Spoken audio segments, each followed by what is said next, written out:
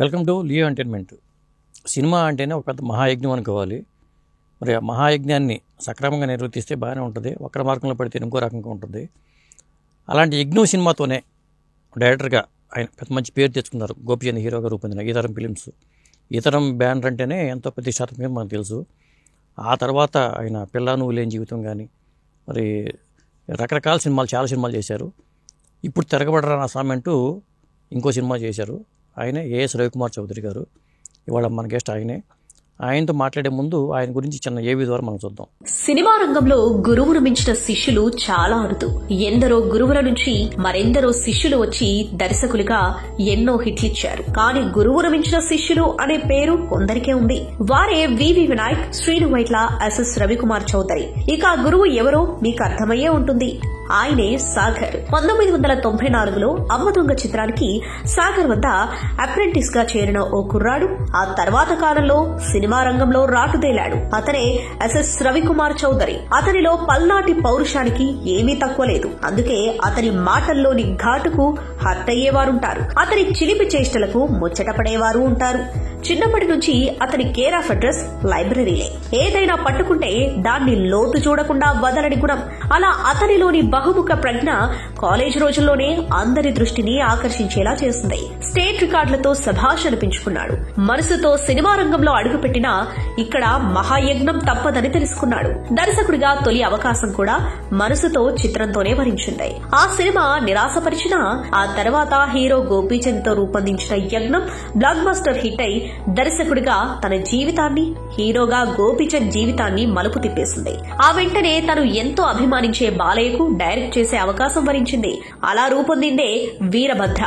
ఆ తర్వాత ఆట ఆడిస్తా, ఏం పిల్లో ఏం పిల్లడో సినిమాలు చేసిన ఫలితం అంతంత మాత్రమే. సాయి ధరమ్ తేజ్ హీరోగా రూపొందించిన పిల్లా నువ్వులేని జీవితంతో మరో సూపర్ హిట్ దక్కింది. హీరోగా సాయి ధరమ్ తేజ్ జీవితం మలుపు తిరగడానికి కూడా ఆ హిట్ నైతిక స్థైర్యాన్ని ఇచ్చింది. తాజాగా తిరగబడరా సామి అంటూ రాజ్ తరుణ్ ని మన ముందుకు తీసుకురాబోతున్నారు. మరి ఈ సినిమా రాజ్ తరుణ్ కు ఏ మేరకు ఉపయోగపడుతుందో చూడాలి. ఈ నెలలోనే సినిమా విడుదలవుతుంది. ఇక రవికుమార్ చౌదరిలోని నటుడు కూడా అప్పుడప్పుడు తెర మీద కనిపిస్తూ ఉంటాడు. భిన్న పార్శ్వాలున్న వ్యక్తిత్వం అతనిది. తెలుగుదేశం పార్టీ అధినేత నారా చంద్రబాబు నాయుడు అంటే వల్లమాలిన అభిమానం ఈ నారా కోడూరు కుర్రాడిది. ఏవి చూశారు కదా, రవికుమార్ చౌదరి గారితో మనం మాట్లాడదాం. సార్ నమస్తే రవికుమార్ గారు. నమస్తే సుందర్ గారు. ఏఎస్ అంటే ఏంటండి? మా ఇంటి పేరు ఆరంవళ్ళ అండి. మా అమ్మ పేరు సుశీలాదేవి. నేను 94లో వచ్చాను ఇండస్ట్రీకి. మా గురువు సాగర్ గారి దగ్గర అసిస్టెంట్గా పనిచేస్తున్న ఫస్ట్ షెడ్యూల్లోనే ఆవిడ చనిపోయారు. నాకు మా అమ్మతోటి బాగా అటాచ్మెంట్, అంటే ఆల్మోస్ట్ అందరికీ ఉంటుంది, నాకు కొంచెం ఎక్కువ అండి. ఆవిడ చనిపోయిన తర్వాత అసలు నా పేరు ఏ రవికుమార్ సార్. అప్పుడు ఏఎస్ రవికుమార్ అని స్టార్ట్ చేశాను. మళ్ళీ కేఎస్ రవికుమార్ ఇంకో డైరెక్టర్ గారు ఉన్నారు, పెద్ద ఆయన పేరు ఈ పేరు సిమిలర్గా ఉంటుందని చెప్పి ఫ్రెండ్స్ అందరూ చౌదరి పెట్టారండి. అట్లా ఏఎస్ రవికుమార్ చౌదరి అయింది సార్. చౌదరి పెట్టుకోవడానికి ప్రత్యేకమైన కారణం ఏమీ లేదు? ఏం లేదు సార్. అంటే ఒకవేళ సినిమా ఇండస్ట్రీలో క్యాస్ట్ ఫీలింగ్ ఎక్కువ ఉంటుంది కదా, చౌదరి అంటే మనకు అవకాశాలు బాగా వస్తాయి అనుకుంటానండి. ఇక్కడ క్యాస్ట్ ఫీలింగ్ అని అంత క్యాస్ట్ ఫీలింగ్ బయట అనుకున్నంత ఉండదు సార్. ఇక్కడ ఓన్లీ టాలెంట్, సక్సెస్. మీరు ఫ్లాప్లో ఉన్నారనుకోండి, మీ క్యాస్ట్లో వచ్చి సినిమా ఇస్తాడా? ఎవరు కదా. మీరు సక్సెస్లో ఉన్నారనుకోండి, అన్ని క్యాస్ట్లో వచ్చి సినిమా ఇస్తారు. కాబట్టి ఇక్కడ అలాంటిది నేను పెద్దగా చూడలేదు. బయట అనుకునేది మాత్రం అనుకుంటున్నారు, బట్ అంత బయట అనుకునేంత తీవ్రత లేదండి. వీఆర్ ఫ్రెండ్స్ అందరం. ఇప్పుడు మా గురుగారు విద్యాసాగర్ రెడ్డి, వి వినాయక్ తెలుసు మీకు. కానీ ఆయన సాగర్ రెడ్డి అని ఎవరు అనుకోరు. ఆయన ఫస్ట్లో ఆయన పేరే హుయ్యూరు విద్యాసాగర్ రెడ్డిని పడేదండి. తర్వాత ఆయన సాగర్ అని షార్ట్ కట్ చేసుకున్నారు. ఎందుకని అట్లా అదే తెలియదు సార్. ఇప్పుడు సార్ నేను 10 years వి వినాయక్ ఉన్నానండి. మరి ఆయన అతను చౌదరి కాదు కదా, సాగర్ గారు చౌదరి కాదు కదా, నేను కాపు కాదు కదా. జి నాగేశ్వర రెడ్డి ఉన్నాడు. తనకు మేమంతా మరి 10 years ఒకే కాంపౌండ్లో, ఆల్మోస్ట్ వినయ్ నేను ఒకే రూమ్లో, ఒకే బెడ్, ఒకే. సాధారణంగా గురువుని ముంచిన శిష్యులు ఉంటారు, గురువుని మించిన శిష్యులు ఉంటారు. ముంచిన శిష్యులు మీరేమో సాగర్ గారి శిష్యులు అందరూ మంచి పైకి వచ్చారు. అంటే గురువుని మించిన శిష్యులు అంటే అది మాకు ఆయన ఇచ్చిన ఫ్రీడమ్ సార్. స్టూడెంట్స్గా ఉన్నప్పుడు మాకు ఫుల్ ఫ్రీడమ్ ఇచ్చేవాళ్ళు. అంటే రైటర్స్ అటాచ్ చేసి సీన్ ఎలా రాయించుకోవాలి మాకు తెలిసిపోయేది. అందుకని ఎప్పుడు రైటర్స్ ఉండేవాళ్ళం కదండి. ఎల్బీ శ్రీరామ్ గారు రైటర్ అయితేనేమో వినయ్ ఉండేవాడు ఎల్బీ గారి తోటి. మరుదూర్ రాజా గారు రైటర్ అయితేనేమో నేను ఉండేవాడిని. అంటే ఎవరికి భావ సారూప్యత ఉంటుందో వాళ్ళకి అటాచ్ చేసేవాడు. ఓకే. సీను అందరితో ఉండేవాడు. వైటి సీను గారు ఎవరెవరు ఉండేవాళ్ళు సాగర్ గారి దగ్గర? నేను జాయిన్ అవ్వక ముందే వినయ్ జాయిన్ అయ్యాడు సార్ అమ్మ దొంగ సినిమాకి. అది వినయ్ కూడా ఫస్ట్ సినిమా. అదే నేను వినయ్ అనకూడదు, వినయ్ అన్న అంటాను. వినాయక్ అని ఆయన సినిమా పేరుకి వచ్చింది. మేము ఎదురు ఉన్నప్పుడు వినయ్ అనుకుంటాం, రవి అంటాడు, బయట నేను అన్నయ్య అంటాను. ఓకే. అంటే అంత రెస్పెక్ట్ ఇస్తాను వినయ్ అన్నకి. 94 ఆగస్టులో స్టార్ట్ అయిందండి సినిమా అమ్మదొంగ. అమ్మదొంగ. దానికి వినయ్ అన్న అసిస్టెంట్ డైరెక్టర్, నేను apprentice, Srinu Vaitla associate director. అలా ముగ్గురుతో అక్కడి నుంచి స్టార్ట్ అయ్యామండి. శ్రీను అన్న మధ్యలో వేరే సినిమాకి వెళ్ళిపోయాడు. ఆ తర్వాత నేను విని ఆల్మోస్ట్ 10 years గురుగారి దగ్గరే ఉన్నాం. మాకు ఇల్లు అదే, మేము పట్టుకునేది అక్కడే, మేము తినేది అక్కడే, మా బట్టలు ఆయన కొనిచ్చేవాడు, మాకు ఫుడ్ పెట్టేవాడు, డబ్బులు ఇచ్చేవాడు. ఇంకా ఒక ఫాదర్ లాగా అయిపోయాడు మాకు. అందరూ నాన్న అంటారు ఆయన్ని ఇంగ్లీష్లోనే. బట్ ఆయన లేకపోవటం చాలా దురదృష్టకరం. ఫస్ట్ మన ఛానల్కి చెప్పాల్సి వస్తుంది. ఒక విషయం చెప్పాల్సి ఉంది గారు, ఫస్టే చెప్దాం అనుకున్నాను, సారీ. నేను చాలా ఛానల్స్లో ఇంటర్వ్యూ ఇచ్చాను. బట్ మన లియో ఛానల్ అనగానే కొంచెం ఒంట్లో బాగాలేకపోయినా ఉత్సాహం తన్నుకొచ్చింది. మీ వాయిస్ కూడా చాలా స్లోగా వస్తుంది. నేను కొంచెం హెల్త్ అప్సెట్ అయింది. బట్ లియో ఛానల్ అనగానే ఆటోమేటిక్గా బాలకృష్ణ గారికి ఎంత ఎనర్జీ వచ్చేస్తా ఆ ఎనర్జీ వచ్చేసింది. అదే తిరగబడరా స్వామి అంటూ మళ్ళీ రాబోతున్నారు రేపు 23rd sir, February 23rd. Okay, అది పెద్ద సంచలనం అయింది. మీరు ఆ వేదిక మీదే మన్నార సోపరాన్ని ముద్దు పెట్టుకున్నారు. అంటే అమ్మాయి అందానికి ఏమన్నా ఇదైపోయారా లేకపోతే? సార్ అమ్మాయి నాకు కూతురు లేదని చెప్పారు. తర్వాత అమ్మాయి కూడా చెప్పింది. ఆ రోజు ఏమైందంటే మేము ఆఫ్టర్ లాంగ్ టైం కలుసుకున్నాం. షూటింగ్లో ఆల్మోస్ట్ 30 days జైరాబాద్లోనే ఒకే హోటల్లో ఉన్నాం.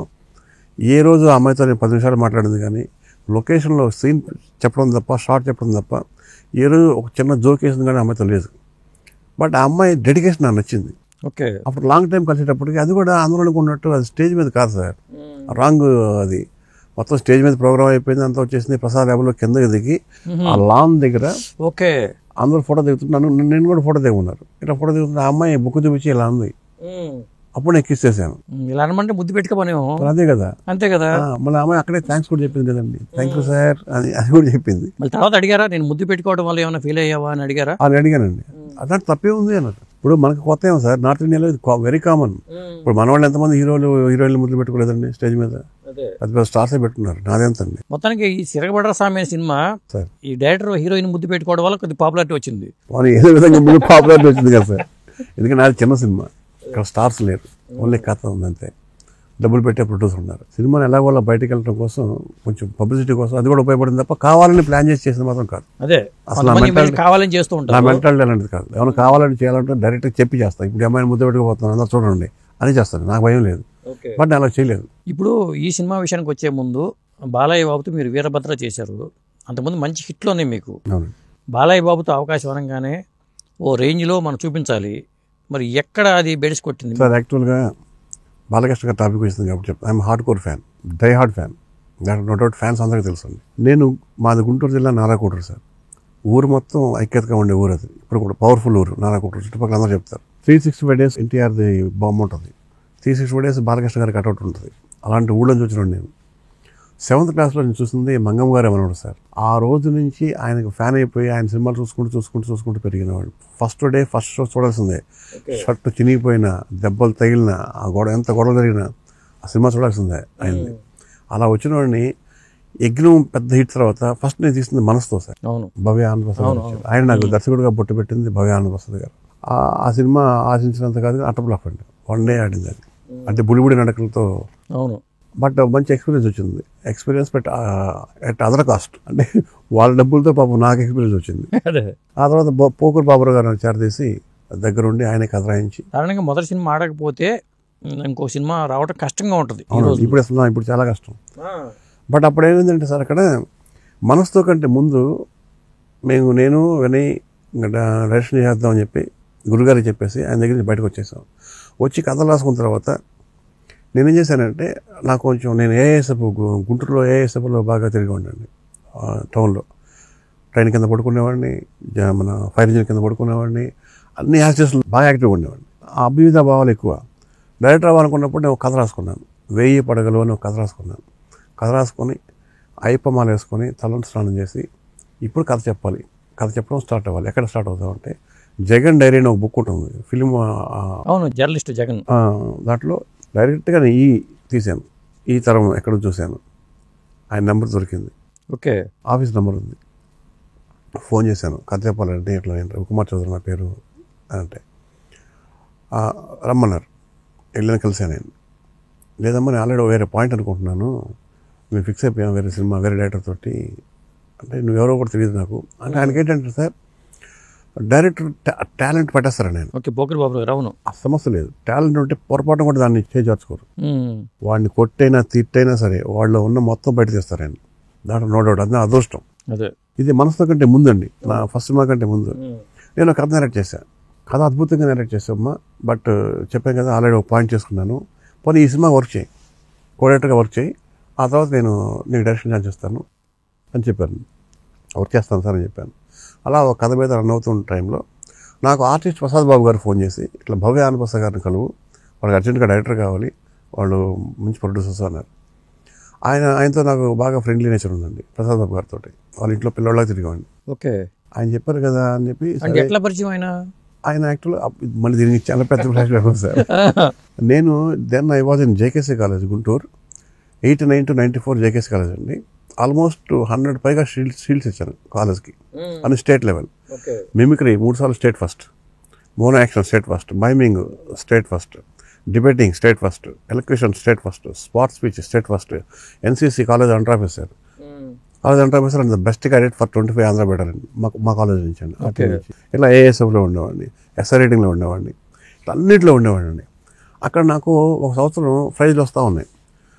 అప్పుడు ఎట్లా చంద్రసింహాద్రి గారు వైస్ ఛాన్సలర్ ఆయన ఉన్నారు, మన కొమ్మినేని అప్పారావు గారు, మ్యూజిక్ డైరెక్టర్ చక్రవర్తి గారు, ఈ సినిమాలో చక్రవర్తి గారు, ఆయన గెస్ట్గా ఉన్నారు. First prize goes to Ravikumar అన్నారు, తీసుకుని వెళ్తున్నాను. మళ్ళీ ఇమీడియట్గా first prize goes to Ravikumar అన్నారు, తీసుకెళ్తున్నాను.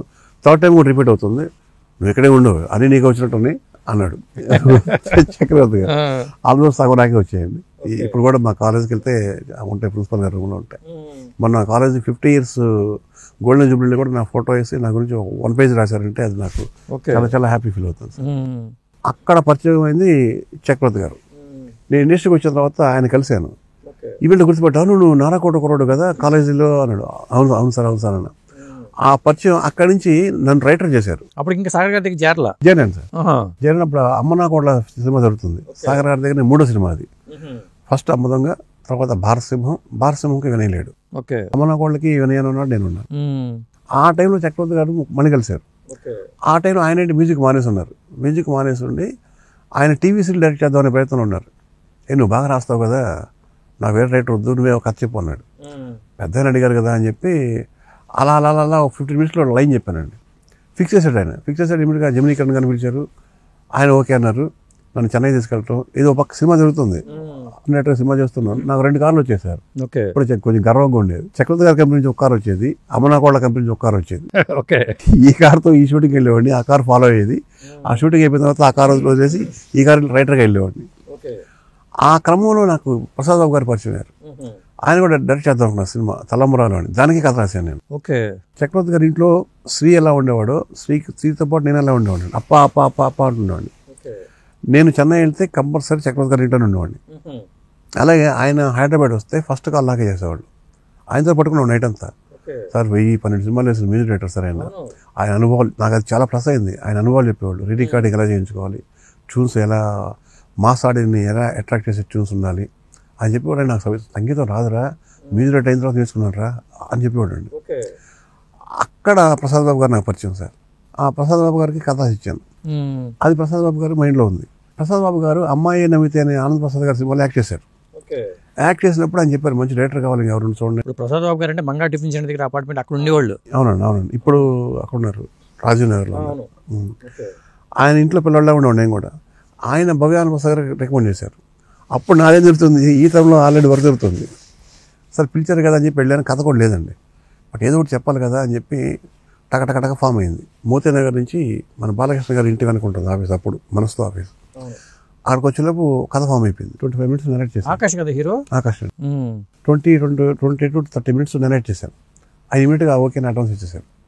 ఇదేంటి ఇలా జరిగింది, నేను ఊహించలేదే అని చెప్పి మరి పెద్ద ఆయన చెప్పాలి కదా బాబురావు గారికి. డైరెక్ట్గా ఆయన దగ్గరికి వెళ్ళిపోయాను. సార్ ఇలా జరిగింది సార్ అండి. నేను చేద్దాం అనుకున్నాను డైరెక్టర్, మంచి డైరెక్టర్ నేను ఇంట్రడ్యూస్ చేసేవాడిని అనుకున్నాను. పర్లేదు, వాళ్ళు కూడా మంచి వాళ్ళు విన్నాను నేను, ఆనందప్రసాద్ గారు. Anyway all the best Ravi అన్నారు. అప్పుడు నేను మనసుతో వచ్చేసాను. ఈ మనసుతో ఫస్ట్ రోజు చూశారు బాబురావు గారు. ఆయన ఎక్స్పెక్టేషన్ చాలా బాగా చేస్తాడు అని. ఆ ఎక్స్పెక్టేషన్స్ ఆయన నేను 1% కూడా నేను రీచ్ అవ్వలేకపోయాను. బట్ నేను డల్ అయిపోయాను కానీ భయపడలేదండి. బట్ కొన్ని రోజులు మాత్రం సతమతం అవుతా ఉన్నా. అప్పుడు మళ్ళీ బాబురావు గారు పిలిచి, నీకు నేను ఉన్నాను, నువ్వేంటి నాకు పూర్తిగా తెలుసు, నువ్వు చేయాల్సిన సినిమా అది కాదు అని చెప్పి ఆయన దగ్గర కూర్చోబెట్టుకొని తయారు చేయించిందే యజ్ఞం సార్. ఓకే. అంటే నాలో ఉన్న ఎమోషన్స్ని ఇది ఎమోషన్స్ బాగా హ్యాండిల్ చేస్తాడు అనే నమ్మకం.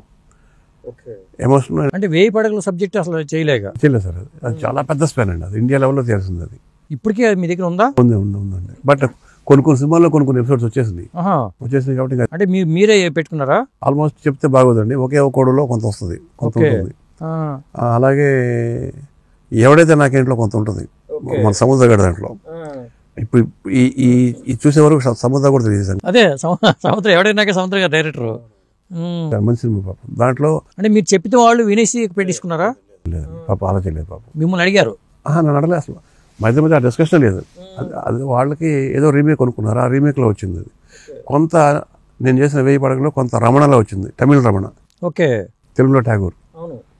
బట్ ఎవరెవరు కలుసుకొని ఒకళ్ళు చెప్పుకుంది కాదు, కోయిన్సిడెంట్ థాట్స్. బట్ నేను హ్యాపీ ఫీల్ అయ్యాను, అమ్మయ్య నేను ఆలోచించిన థింకింగ్ ప్రాసెస్ కరెక్ట్గా ఉంది అనే సాటిస్ఫాక్షన్ మాత్రం ఉంది. ఓకే. అసలు 1000 పడగలో విశ్వనాథ సత్యనారాయణ గారు నవల, ఆ నవల చదివారా మీరు? చదివా. ఫేవరెట్ రైటర్స్ అన్నాక ఆయన. అదే జ్ఞానపీఠ అవార్డు వచ్చిన తర్వాత విశ్వనాథ సత్యనారాయణ గారు అంతకుముందే ఆయన నేను ఫాలోవర్ని. బట్ ఆ నవలకి ఈ కథకి సంబంధం లేదు. అంటే ప్రతి ఒక్కడు, ఒక మనిషి కొన్ని కోట్ల మంది ఒకేసారి పడగలేస్తే పాముల్లాగా మొత్తం గవర్నమెంట్లో కూలిపోతాయి. మనకు కావాల్సిన హక్కుల కోసం పొలిటికల్ డ్రామా. నాకు ఫస్ట్ నుంచి కొంచెం పొలిటికల్ డ్రామా ఇష్టం సార్. కాలేజీలో ఏఎస్ఎఫ్ నుంచి వచ్చాను కదా, ఆ స్మెల్ ఉంది. ఇప్పటికీ నాది ఆటాడిస్తా సినిమా ఉంటుంది, పొలిటీషియన్ అందరిని ఉతికారేసాను దాంట్లో. ఏ సినిమాలో? ఆటాడిస్తా. అవును. నన్ను కొట్టలే అనేది బాగా పాపులర్. మన డాక్టర్ ఎంపీ సుప్రసాద్ గారు చేశారు, ఆయన చాలా మంచి పేరు తీసుకొచ్చింది. సీకడ్ అన్నయ్య ప్రొడ్యూసర్. ఇప్పుడు మళ్ళీ సీకడ్ అన్నయ్య తోటి ఇంకో సినిమా చేయబోతున్నాను. ఈ సినిమా తర్వాత ఆయన చేస్తున్నాను. అలా యజ్ఞం మనసుతో తర్వాత యజ్ఞం అలా వచ్చింది సార్. యజ్ఞంకి నాకు ఫోన్ చేయని నిర్మాత లేరండి. నాతో చేద్దాం చేయాలి అనుకున్న హీరోలు అందరూ ఉన్నారు. ఓకే. ఆ టైంలో నేను బాలకృష్ణ గారు చేస్తే బాగుండే అని, ఇప్పుడు టైం వచ్చింది మనకి అన్నది మనసుతో. అప్పుడు అంబికా కృష్ణ గారు నాకు అడ్వాన్స్ ఇచ్చారు, 1,80,000 రూపాయలు అడ్వాన్స్ ఇచ్చారు చెన్నైలో. ఆ సినిమా పోయిన తర్వాత తప్పుకున్నారు వాళ్ళు. యజ్ఞం హిట్ తర్వాత చెప్పాను కదా, నాకు ఆల్మోస్ట్ కంటిన్యూగా ఫోన్లు వస్తానే ఉన్నాయి. కొంతమంది ప్రొడ్యూసర్స్ అయితే నా ఇంటికి వచ్చారు సార్. మార్నింగ్ 7:30కి అర్జున్ రాజు గారు ఇంటికి వచ్చేసారు, మోతీనగర్. షాకు, వేటగాడ ప్రొడ్యూసర్ పెద్ద అయినా, సార్ మీరు రావడం సార్ నేను వస్తాయి కదా అని అలాంటి అనుభవాలు కూడా ఉన్నాయండి. కానీ నేను ఫస్ట్ ఇప్పుడు అడ్వాన్స్ తీసుకున్న సంగతి వాళ్ళు కూడా మర్చిపోయారు. నేనే ఫోన్ చేశానండి, వాళ్ళు కూడా చాలా ఇంటర్వ్యూ చెప్పారు. నేను ఫోన్ చేసి, సార్ మీ అడ్వాన్స్ నా దగ్గర గుర్తుందా సార్, ఇప్పుడు చేస్తాను రెడీ అంటే, అయ్యో భలే వాళ్ళే, ఇప్పుడు వదులుకుంటావా, భలే వాడవయ్యా అని వచ్చారు. వచ్చిన తర్వాత హీరో ఎవరంటే అప్పుడు బాలకృష్ణ గారు కాదు, వాళ్ళు చెప్పిన హీరో వేరే హీరో. ఏదో పేరు చెప్పడానికి భయం ఉంది. మహేష్ బాబు గారు తీసుకెళ్ళారు. మహేష్ బాబు దగ్గర తీసుకెళ్ళి కథ చెప్పుకుంటే, కోహినూర్ జాతిరత్నం అని ఆయన కూడా 30 minutes చెప్పాను. ఓకే మనం చేద్దామండి, డెవలప్ చేసి తీసుకురండి అన్నారు. ఆయన ఇంటికి వచ్చాక మళ్ళీ వీళ్ళే ఫోన్ చేశారు, అంబకృష్ణ గారు. ఏమంటే బాలకృష్ణ గారు చేస్తారా అని ఎగిరిగా చేశాను. అబ్బా నేను మీతో చెప్పలేకపోయాను సార్, నా ఏమి సార్ అది, నేను చేస్తాను సార్ అంటే, అప్పుడు బాలకృష్ణ గారిని కలవటం. ఆయన ఫస్ట్ వెళ్ళగానే పూజలు గీజలు జరుగుతూ ఉన్నాయి, మంచి పట్టు వస్త్రాలు కూర్చున్నాడు మనిషి. ఇంటికి వెళ్ళి అంబకృష్ణ గారు వాళ్ళ అబ్బాయి నేను వెళ్ళాం. నమస్కారం సార్, నమస్కారం. ఏ ఊరు అన్నారు. గుంటూరు. మా సెకండ్ హోమ్ టౌన్, నాకు కూర్చో అన్నారు. మన సినిమా చేస్తున్నాం అంతే అండి. ఆయన ఎగిరిన సినిమా కూడా చూడలేదు, అసలు నేనేంటో కూడా తెలియదు ఆయనకి, తెలియదు అసలు. అప్పటిదాకా మీరు బాలయ్య బాబుని కలవలేదా? కదా. అబ్బో, దూరం నుంచి చాలాసార్లు చూశాను. ఆయన గుంటూరులో క్రికెట్ ఆట కోసం వస్తే ఎన్ని తనులు తిన్నానో పోలీసులతో నాకు తెలుసు. అది కూడా బాలకృష్ణ గారు తెలియదు, ఇప్పుడు కూడా చెప్పలేదు. కానీ అట్లా వీరభద్ర స్టార్ట్ అయిందండి. కథ కోసం మేము తిరగని స్టేట్ లేదు, మేము కలవని రైటర్ లేడు. చివరికి ఆంజనేయ పుష్పానంద గారు అని ఆయన కథ ఓకే చేసుకున్నాం సార్. అది కొంచెం మిస్ హ్యాండిల్ జరిగింది, దాని తప్పు నేనే. అంబకృష్ణ గారు బాగా ఖర్చు పెట్టారు. బాలయ్య బాబు కాల్ షీట్ ఇచ్చారంటేనే కథ మీద మీరే కసరత్తులు చేసుకుని ఒక మంచి సబ్జెక్ట్ ఎంచుకోవాలి. అక్కడ ఎందుకు మరి అట్లా సార్ కొన్ని చాలా చెప్పలేము సార్. బట్ సినిమాకి నేను కష్టపడ్డాను, అన్ని సినిమాల కంటే ఎక్కువ కష్టపడింది వీరభద్రకి. బాలకృష్ణ గారు బ్రహ్మాండం చాలా కష్టపడ్డారు. ఆల్మోస్ట్ 152 days ఏమో వర్కింగ్ డేస్ అండి. నాకు ఎంతసేపు ఆయన చూడగానే ఒక తలమేతంలో వెళ్ళిపోయాడిని. ఈ సినిమా పక్కకి వెళ్ళిపోయింది. ఆయన చూడగానే మనం బాలకృష్ణ గారిని డైరెక్ట్ చేస్తున్నామా, మన మాట ఆయన వింటున్నారా, ఆయన దేవుడు అండి. డైరెక్టర్ ఏం చెప్తే అదే చేస్తారండి. ఇది ఎందుకు అది ఎందుకు అడగరు. ఫస్ట్ మనలో క్లారిటీ ఉంటే హీ విల్ అప్రిషియేట్, చాలా అప్రిషియేట్ చేస్తారు ఆయన. అలా ఆయనతోటి డైలీ మార్నింగ్ వాకింగ్కి వెళ్ళటం, మధ్యాహ్నం కలిసి భోజనం చేయటం, సాయంత్రం దాకా ఆయనతో ఉండటం. ఆల్మోస్ట్ షూటింగ్ జరిగిన నాళ్ళు వైజాగ్లో డైలీ వాకింగ్ వెళ్ళేవాడిని ఆయనతో పాటే. ఒక 4-5 కిలోమీటర్లు వాక్ చేసేవాడిని. అన్నీ మాడుకునే వాళ్ళం, ఏదో చిన్నప్పుడు ఫ్రెండ్స్ లాగా. అంతకంటే అదృష్టమైంది సార్. మళ్ళీ ఆ తర్వాత నన్ను 2-3 సార్లు పిలిపించారు బాలకృష్ణ గారు, చేద్దాం సినిమా, నువ్వు కథ తయారు చేయాలి. అప్పుడు నిజంగా నా దగ్గర కథ లేదండి. ఒకసారి తప్పు జరిగినప్పుడు రెండోసారి జాగ్రత్త పడిపోతే బాగుంది. బాలయ్య బాబు అనగానే మ్యాన్సన్ హౌస్ కనిపిస్తుంది. మరి మ్యాన్సన్ హౌస్ దగ్గరికి ఏం వెళ్ళలేదా? మ్యాన్సన్ హౌస్ తాగుతానండి. బాలయ్య బాబు బ్రాండ్. అవునవును, అదే నేను కూడా అందరూ. బట్ బయట అనుకునే అంత తాగబోతుంది కాదు. బయట నా కొడుకులు చాలా మోసారు నన్ను. అదే చాలా మంది అంటూ ఉంటారు, సాగర్ గారు అది ఆయన శిష్యుడు ఇది అంటారు సార్. అలా తాగుతూ ఉంటే నేను ఇట్లా సినిమాలు మీద సినిమాలు చేస్తూ ఉంటాను. మళ్ళీ ఇప్పుడు సీక్రెట్ అనే సినిమా చేస్తానుగా, ఇది ఫినిష్ అయిపోయిందిగా. ఈ 34 daysలో ఎలా కంప్లీట్ చేశారండి cinema. When you come to me you will know about me. నువ్వు దూరంగా ఉండి నా గురించి ఎవడో ఒకటి ఇలా చెప్పుకుని నా కొడుకులు, ఏ నా కొడుకు కూడా నేను తాగటం అనేది చూడలేదండి. ఓకే, నేను ఎక్కడో నా ఫ్లాట్లో ఉంటాను మోతనగర్లో, నేను తాగుతాను. నేను తాగినప్పుడు ఎక్కువ పని చేస్తా, నేను రాసుకుంటూ ఉంటా. కానీ చాలా మంది క్రియేటర్స్ లో ఈ బలహీనత ఉంటుంది. ఎందుకని అది కొంతమంది సిగరెట్ కాలిస్తే ఐడియాస్ వస్తాయి. నేను కూడా కలుస్తాను సెక్రటరీ. ఇప్పుడు శ్రీవెల్ల గారు సరిపోయారు గిఫ్ట్ స్టేషన్లో. ఆయన మేము ట్యూన్ ఇచ్చిన తర్వాత ఆయన రాస్తూ ఉంటాడు.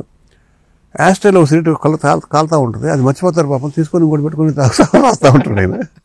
అంటే దీని మీద జాస్ కాదండి, కాన్సన్ట్రేషన్ వేరే చోట ఉంటుంది. అంతేగాని ఇప్పుడు నేను ఒకసారి పెగ్గు పోసుకొని అలా ఉంటాను, వేకజాను 5:30 అవుతుంది ఆ పెగ్గు నేను తాగేటప్పటికి. రాసుకుంటుంటా, మర్చిపోతాను. అంతా అయిపోయిన తర్వాత అప్పుడు నిద్ర వస్తున్నాను, అన్నప్పుడు చూస్తే మందు పెట్టుకున్నాను కదా, అలా తాగుతాను సార్. మార్నింగ్ స్మెల్ వస్తుంది. 5:30 తాగి మార్నింగ్ స్మెల్ రాదా సార్? అవును. అలా అని చెప్పి నేను ఏదైనా షూటింగ్లో తాగి పడిపోయినా, షూటింగ్లో ఎవరన్నా ఊగుతూ కనిపించినా నన్ను ఎప్పుడో ఇండస్ట్రీ నుంచి ఇంటికి పంపించేవాడు.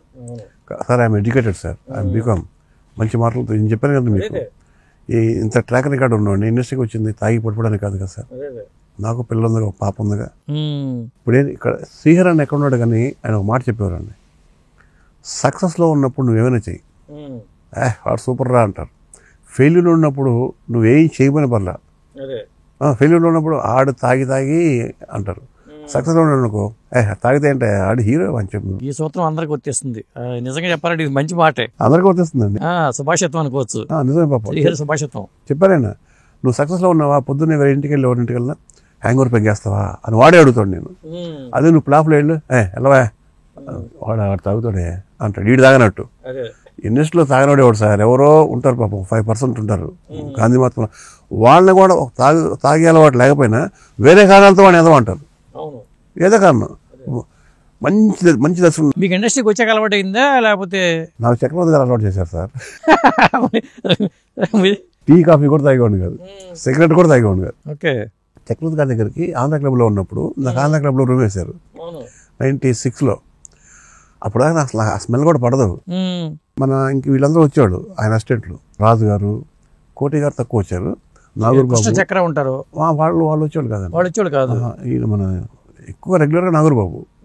మనం ఆయన దగ్గర రాని వాళ్ళు ఎవరండి, ఆయన మ్యూజిక్ ఫ్యాక్టరీ. అవును, కరెక్టే. వాళ్ళందరూ వచ్చేవాళ్ళు. నాకు చాలా నిజంగా అండి, ఫ్రాంక్లీ చెప్తున్నాను, నాకు చాలా చిరాకు పుట్టేది. ఏంటి వెళ్ళరా 1 గంట దాకా, 1 గంట తాగుతూ ఉండేవాళ్ళు సార్. నేను పడుకోవాలి. నేనేంటి మళ్ళీ మార్నింగ్ లేచేసి ఫ్రెష్గా స్నానం చేసేసి కూర్చొని రోజుకి 10 సీన్లు డైలాగ్ రాసేవాడిని. ఈవినింగ్ 4 o'clockలో డైలాగ్ ఫినిష్ అయిపోద్ది. అలా ఆ పాండీబాద్లో కొంచెం వాక్ చేసుకొని వచ్చి స్నానం చేసేలోపు నేను వచ్చేలోపు ఉండిపోయాడు 6 ఆ బాటిల్స్ ఇచ్చేవాడు నాగూరు బాబు గారు. ఇచ్చి ఆ కేసులన్నీ అక్కడ పెట్టేవాళ్ళు.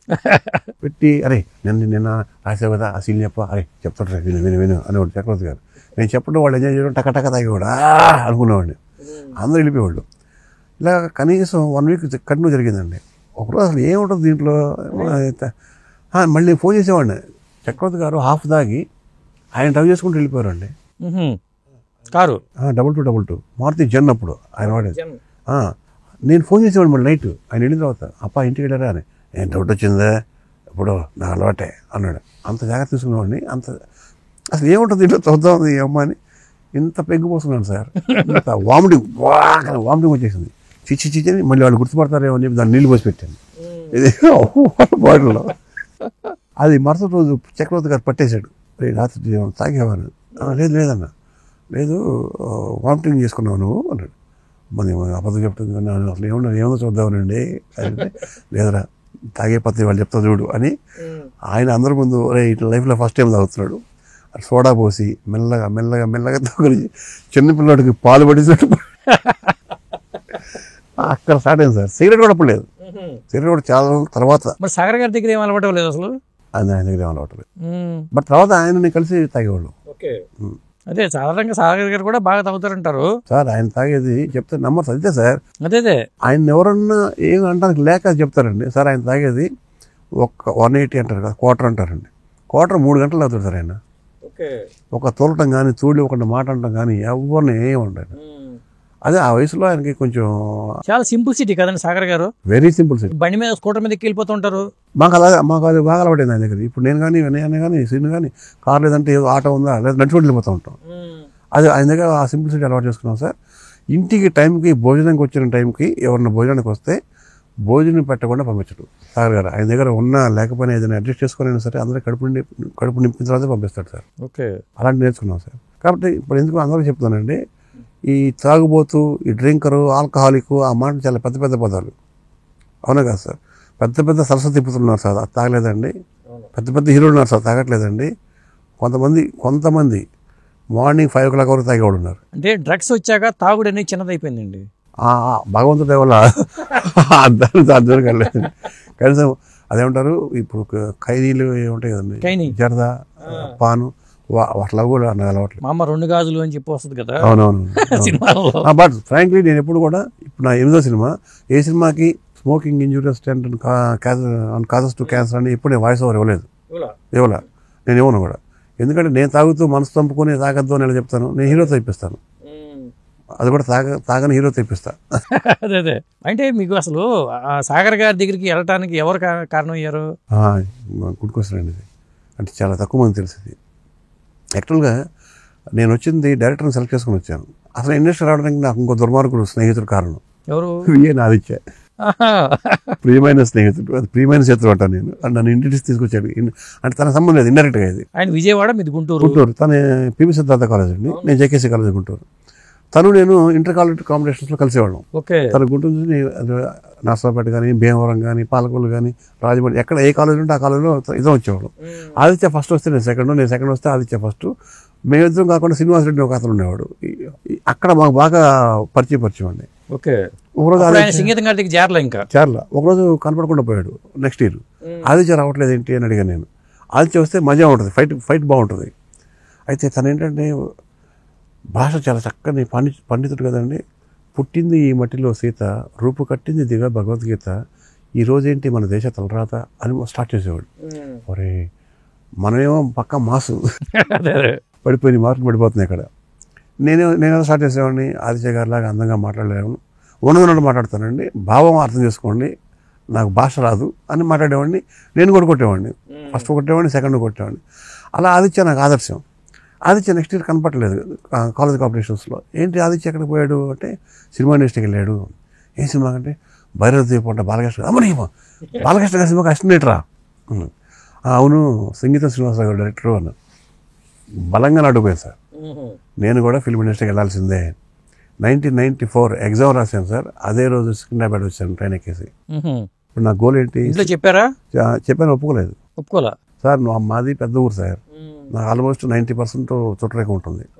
మా పెద్ద తాతగారు కరుణ ఊరికి, వెంకటనారాయణ గారికి తమ్మ అన్నయ్య అవుతాడు.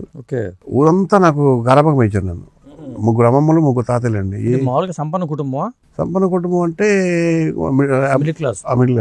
ఒకప్పుడు 105 ఎకరాలు ఉండేది. అది ఎప్పుడో జమానా, అంటే పొగతోట అంటారు కదండి. అయితే ఎప్పుడు ఏ రోజు డబ్బు కొదలేదండి. మీదకి మా రైస్ మిల్, మా తాతయ్య గారు రైస్ మిల్లు, మా నాన్నగారు రైస్ మిల్ చేశారు, మా మేనమామలు రైస్ మిల్లు. ఆల్మోస్ట్ ఇప్పుడు ఇండస్ట్రీలో కనుక థియేటర్స్ అన్నీ ఒకరి చేతిలో ఉంటాయంటారు చూసారా, అలాగా ఆ ఏరియాలో రైస్ మిల్స్ అన్నీ మా హ్యాండ్ ఓవర్లో ఉండేవి. ఏ ఊరు వెళ్ళినా వేటపాలెం, తోటపాలెం, పెనుగుదరపాడు, ఇంకా చెప్పాలంటే అనంతవరం అని ఉంటుంది, చిలుమూరు దగ్గర ఉంటుంది తెనాలి, అనంతవరం, వేజండ్ల, సుద్దపల్లి, ఈ రైస్ మిల్స్ అన్నీ మా ఆధీనంలో ఉండేవండి. కాబట్టి డబ్బుకి ఏం కొదలేదండి. ఒక 100 ఎకరాల రైతు కంటే ఒక రైస్ మిల్ ఓనర్ దగ్గర ఇప్పుడు క్యాష్ ఉంటుంది. అక్కడ నేను ఇంట్లో చెప్తే ఒప్పుకోలేదు. అప్పుడు నేను ఐపీఎస్ అవ్వాలని ఉండేది కోరిక. అప్పుడు ట్యాబ్లెట్స్లో గుంటూరు ట్యాబ్లెట్స్లో ఉండేదండి. నేను quiz contest India second best team captain వచ్చినప్పుడు కానీ, ఈ డిబేటింగ్లో స్టేట్ ఫస్ట్ వచ్చినప్పుడు కానీ ఇంటర్వ్యూలు వేసేవాళ్ళు అప్పుడే, బిఫోర్ 94. ఎంతమంది అన్నములు మీరు? నేను నా తమ్ముడు సార్. ఓకే. నా తమ్ముడు శ్రీధర్, నేను రవి. తను ఏం చేస్తారు? తను రియల్ ఎస్టేట్, తను బాగా సెటిల్ అయ్యాడు రియల్ ఎస్టేట్. ఇక్కడ మియాపూర్లో ఉంటారు. అక్కడ ఇంట్లో ఒప్పుకోలేదు సార్. వాటి నేను వచ్చేసాను. వచ్చిన తర్వాత ఇప్పుడు ఏం చేయాలి, ఇమీడియట్గా సంగీతంగానే కలిశాను. సంగీతంగానే కలవాలంటే నాకు దారి ఏంటి అంటే, మా ఊరికి దూర బంధువు, నాకు దూర బంధువు వెలగా కృష్ణారావు గారని. సెల్ ఫోన్ లేవు? అవే లేవండి. అడుసుమల్లి కృష్ణారావు గారిని ఒక ప్రొడ్యూసర్ ఉండేవాడు, నాగజ్యోతి అని, సమ్మాటి భరద్వాజ్ గారు, బాబా పన్నీరు. ఆ సినిమాలో కో ప్రొడ్యూసర్ అండి. ఎవరు ఈ అంకుల్ నేను చెప్పేది, వెలగా కృష్ణారావు గారు. సారథి స్టూడియోకి వెళ్ళి ఆయన దగ్గర నుంచి ఇది కలిశాను. ఈయన నన్ను తీసుకెళ్ళి సంగీతం గారికి కలిపారు. అప్పుడు మేడం షూటింగ్ జరుగుతుంది. రాజేంద్ర ప్రసాద్ గారు కృష్ణారావు అంకుల్ మంచి ఫ్రెండ్స్. అలా వెళ్ళాను నేను. కృష్ణారావు గారు నా సర్టిఫికేట్ ఉంటాయి కదా అని చూసి, ఎందుకు ఇండస్ట్రీకి వస్తావు నువ్వు, సివిల్స్ అంటున్నావు, వెళ్ళిపోవచ్చు కదా అంటే, లేదు నాకు ఒక సరదాగా రాలేదండి, సీరియస్గానే తీసుకుని వచ్చాను నేను. అసలు నేను అర్హుడినా కాదని నాకు చెక్ చేసుకుని వచ్చాను అని ఆయన నమ్మారు. నమ్మి సంగీతం గారి తీసుకెళ్తే ఆయన సినిమా అయిపోవచ్చిందమ్మా, నెక్స్ట్ సినిమా కలు తప్పకుండా పెట్టుకుంటాను అన్నాడు. ఆదిత్య అక్కడే ఉన్నాడు. సరే హ్యాపీ. ఫస్ట్ టైం లొకేషన్ ఆదిత్యని కలిసాను. ఇప్పుడు కూడా మేము రెగ్యులర్ కలుస్తుంటాం. అప్పుడు కూడా కలిసాను. తర్వాత నా యజ్ఞం సినిమా చూసి నన్ను చాలా అప్రిషియేట్ చేశాడు ఆదిత్య. ఓకే సార్, అక్కడి నుంచి నేను సంగీతం గారు గ్యాప్ పెట్టారు కదా, తర్వాత కలుద్దామని. ఏం చేయాలి, ముందు బండి నడవాలి కదా. కుక్కటిపల్లిలో ఒక స్కూల్ టీచర్గా జాయిన్ అయ్యాను సార్.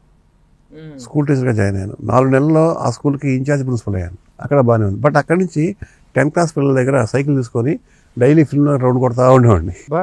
ట్యూషన్స్ చెప్పేవాడిని. ఈవినింగ్ వరకు 6:30 వరకు ట్యూషన్స్ చెప్పేవాడిని. ట్యూషన్స్ చెప్పి మళ్ళీ సైకిల్ వేసుకొని ఫిల్మ్ దాకా వచ్చేవాడిని.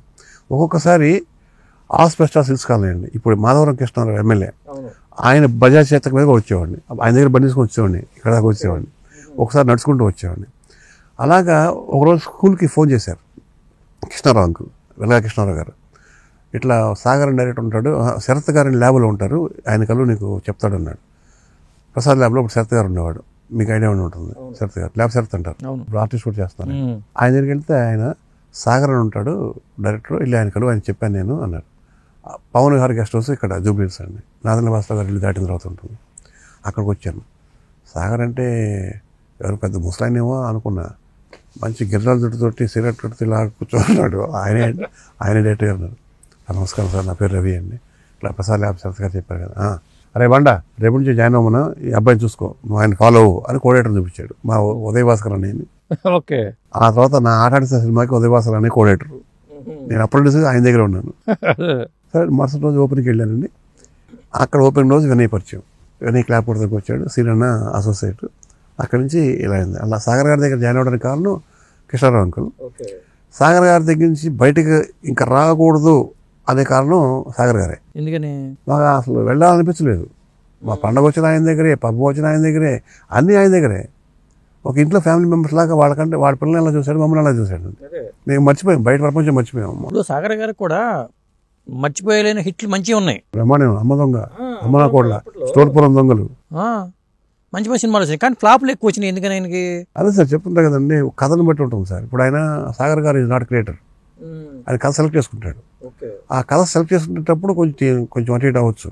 ఇప్పుడు ఎవరు ఫ్లాప్ సినిమా తీయాలని తీరు సార్, అది కొన్ని అది అలా జరుగుతూ ఉంటుంది. నిజమే. ఇండస్ట్రీలో ఫ్లాప్ లేని హీరో లేడు, ఫ్లాప్ లేని రైటర్ లేడు, ఫ్లాప్ లేని రైటర్ లేడు, ఫ్లాప్ లేని ప్రొడ్యూసర్ లేడు. అవును, అదే చెప్పే కదా, సక్సెస్ వచ్చినప్పుడు మనం అంటారు అనుకుంటారు. అవును, ఒకసారి సక్సెస్ ఎందుకు అవ్వద్దు కూడా తెలియదు. చాలా మంది అంటారు అప్పుడప్పుడు, అరే ఆ సినిమాలో ఏముందిరా అంత హిట్ అయింది అంటే నాతో. నేను మొన్న ఈ మధ్య సినిమా చూశాను, ఇది ఇంటర్నేషనల్ రేంజ్లో బీభత్సమైన కలెక్షన్స్. సినిమా చూస్తే మనం వెనకబడ్డామా, ఇలాగే తీయాలని, బలవాడే నీ ఆలోచన, నువ్వు కరెక్ట్గా వెళ్తున్నావు, అది ఆడింది కదా చెప్పాడు వెళ్ళకు అనేవాళ్ళు కూడా ఉన్నారు. అన్నారా? చెప్పలేము సార్, మ్యాక్సిమం మన వంతు ప్రయత్నం చేయాలి. ఒకసారి లక్ కూడా అనుకుంటారు దీన్ని. ఉంటుంది సార్, 50% లక్ ఉంటుంది, కంపల్సరీగా లక్ ఉండాల్సింది సార్. శంకరాభరణం అని ఒక చారిత్రాత్మకంగా చెప్పుకునే ఒక సినిమా, ఒక కళాఖండం, అద్భుత కళాఖండం, తెలుగువాడు గుండెల మీద గర్వంగా చెప్పుకోవాల్సిన సినిమా శంకరాభరణం. ఆ శంకరాభరణం సినిమా తీసిన ఏడి నాగేశ్వరరావు గారు ఆ సినిమా రిలీజ్ చేయడం కోసం ఎన్ని కష్టాలు పడ్డారో పెద్దవాళ్ళు చెప్తే తెలిసిందండి.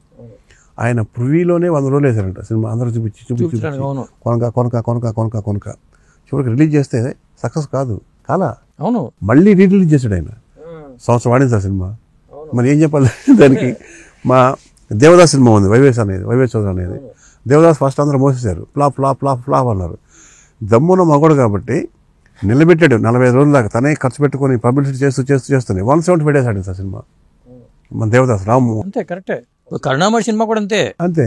అది చెప్పలేము సార్. అంటే ఈ సినిమా హిట్ ఫ్లాప్ అనేది మరి ఎంత మంచి సినిమా అనుకుని చేస్తారు. అవును సార్. కానీ అది తెలియదు మనకి. చెడ్డ సినిమా చేసిన దర్శకుడు అంటే కూడా నాకు గౌరవం అండి. ఎందుకంటే వాడు కూడా పిచ్చి కథ అయినా సరే పాప క్రియేటివ్ ఉంది దాంట్లో. ఏదో ఒకటి రాసాడుగా తీసాడుగా హిట్ అవుద్దని తెస్తాడు. బట్ వాళ్ళు చూసి జాలి పడతాం, అయ్యో డబ్బులు పోగొట్టుకున్నాను మనకు తెలుసు. ఇప్పుడు నా ఫ్రెండ్ సర్కిల్లోనే ఉంటారు కొంతమంది, నాకు అద్భుతమైన కథ అనుకుని నాకు చెప్తుంటారు. నేను దాని గురించి కామెంట్ చేయను. ఎందుకంటే నేను అద్భుతమైన కథలు రాసి పెద్ద పెద్ద హిట్లు అన్నీ నా హిట్లు అయితే అది కాదని చెప్పొచ్చు. బట్ వాడి కాన్ఫిడెన్స్ వాడిది. బట్ జాగ్రత్త, ఒకటి 2 సార్లు ఆలోచించుకోని చెప్తాను సార్. అట్లా ప్రతివాడు కష్టపడి సినిమా హిట్ చేద్దామని అనుకుంటారండి. ఫ్లాప్ చేద్దాం ఏ దర్శకుడు అనుకోడు, ఏ ప్రొడ్యూసర్ అనుకోడు సార్. మొత్తానికి సాయిధరం తేజ్తో కూడా పిల్ల నువ్వు లేని జీవితం మంచి హిట్. అవును sir. I got Nandi award అండి దానికి. ఇప్పుడు కొన్ని సినిమాలు అది మనం చెప్పలేము కూడా. ఒక్కొక్కసారి ఆ హీరోకి లైఫ్ కూడా మారిపోతూ ఉంటుంది. అవునండి. అవును. కృష్ణ గారికి అమ్మ దొంగ తర్వాత మళ్ళీ కృష్ణ గారికి ఒక చెప్తూ ఇక్కడ లక్ అంటే నాకు లక్ అని చూసారా, అది కూడా వర్కౌట్ అవుతుంది సార్. నేను కథ రాసుకుంది అసలు సాయిధరం తేజ్ కోసం కాదు. అది నేను కథ రాసుకోవాలి, నాకు ఆల్రెడీ ప్లాఫ్లో ఉన్నాం కాబట్టి పెద్ద హీరోలు దొరకడం కష్టం, కొత్త హీరోతో చేస్తే హిట్ అవ్వాలి అని శ్రీహరన్ మీద కథ రాసుకుందాం ఫస్ట్. శ్రీహరన్ మంచి రేంజ్లో ఉన్నాడు. శ్రీహరన్ నాకు చిన్నప్పటి నుంచి 1994 నుంచి ఆయన కూడా నన్ను ఫ్యామిలీ మెంబర్గా చూస్తాడు. ఆప్యాయంగా రవి అని పిలుస్తాడు. ఆయన ఉంటే నా లైఫ్ వేరేలో ఉండేది. ఆయన మెయిన్ క్యారెక్టర్గా పెట్టుకొని ఒక కొత్త హీరోని పెట్టుకొని కథ రాసుకున్నాను సార్. అది సాయిధరం తేజ్ అనుకోలేదు, శ్రీహరన్ అనుకున్నా. చివరికి శ్రీహరన్ లేడు దాంట్లో, ఆయన చనిపోయారు కదా మధ్యలో. అవును, జగద్బాబు గారు వచ్చారు. అసలు అనుకోని సాయిధరం తేజ్ హీరో వచ్చాడు. అదే ఫేట్ అండ్ లక్. అది మంచిదే కదా, మరి మన చేతిలో ఉండదు అది. ఇంకొకటి ఏంటి, ఎప్పుడు రైటర్ కానీ ఉండి డైరెక్టర్ అవడం మంచిదా, వేరే రైటర్ని తీసుకొని చేసిన దాన్ని మనం డైరెక్షన్ చేయడం మంచిది? అసలు చెప్పాలంటే డైరెక్టర్ ఉండవలసిన ఫస్ట్ లక్షణం read all, believe some, follow one. Okay, అన్నీ విను, కొన్ని నమ్ము, ఒకటే అనుసరించు. 10 మంది దగ్గర కథలు విను, ఏదో మంచిదో నువ్వు సెలెక్ట్ చేసుకో. ఓకే, ఒకవేళ నీలో రైటర్ ఉన్నాడా, నువ్వు కథ రాసేటప్పుడు డైరెక్టర్ని మర్చిపో, తీసేటప్పుడు నువ్వు రైటర్ ఉన్న సంగతి మర్చిపో. ఓకే, అది చేస్తే చాలా సేఫ్. బాగుందండి సూత్రం. అవును సార్. ఇప్పుడు మనం సినిమా డైరెక్టర్ వంట చేస్తున్నాం, ఏదో బిర్యానీ వండుతున్నాం, అక్కడ డైరెక్టర్ సంగతి మర్చిపోవాలి. ఆమె చెఫ్ అంతే. మళ్ళీ తినేటప్పుడు ఆడియన్ని అంతే కదా సార్. సినిమా డైరెక్ట్ చేసేప్పుడు బిర్యానీ నేను ఎలా చేశాను, దాంట్లో అదే లేదా ఇదే లేదా అని కూడా షార్ట్ పోద్ది. ఎక్కడ ఏది కావాలో అదే చేయాలి అని నా ఫీలింగ్ సార్. డైరెక్టర్ని డామినేట్ చేయకూడదు, రైటర్ని డామినేట్ చేయకూడదు. అంటే బోత్ క్వాలిటీస్ ఇన్ సేమ్ పర్సన్లో ఉంటాయి ఉన్నప్పుడు. ఓకే, మీకు బాగా నచ్చిన డైరెక్టర్లు ఎవరి ప్రభావం మీ మీద ఎక్కువ ఉంది? నా మీద బాగా ప్రభావం ఉండేది సుభాష్ ఘై గారు సార్. సుభాష్ ఘై నాకు తెలిసి ఈ మంత్లో కలుస్తున్నాను ఆయన్ని. డేట్ చెప్తున్నారు, నన్ను అడిగారు, ఆయన మీరే డేట్ చెప్పండి. లేదు సార్ మీరు చెప్పండి అన్నాను. నా సుభాష్ ఘై గారు బాగా ఇష్టం. అంటే ఎందుకు కలవాలనుకుంటున్నారు ఆయన్ని? నేను ఆయన్ని ఖల్నాయక్ చూసినప్పటి నుంచి ఆయనకి పిచ్చ ఫ్యాన్ అండి. అప్పుడు ఐ వాజ్ ఇన్ ఇంటర్మీడియట్. అప్పటి నుంచి ఆయన ప్రతి సినిమా రిపీట్ చూస్తాను. ఇప్పుడు కూడా నా ప్రతి సినిమా క్లైమాక్స్లో హీరోయిన్కి పరదేశ్లో ఆయన వేసిన హీరోయిన్కి వేసిన డ్రెస్ నేను వాడతాను. పరదేశ్లో ఉంటుంది, వైట్ అండ్ చిన్న రెడ్ కలర్తో ఉంటుంది. ఓకే, అంటే మీరు డ్రెస్సులు కూడా చూస్తారా? చూస్తానండి, డ్రెస్సులు చూస్తాను. సుభాష్ ఘై గారు వాడే మ్యూజిక్ నాకు చక్రవర్తి గారు చెప్పారు, నువ్వు అతను ఫాలో అవరా మ్యూజిక్లో అని. ఆయన నాయక్ నహీ కల్లు నాయక్ మై అని సాంగ్ ఒకసారి వస్తుంది సినిమాలో. రికార్డింగ్లో రీల్కి వస్తూనే ఉంటుంది. అవును,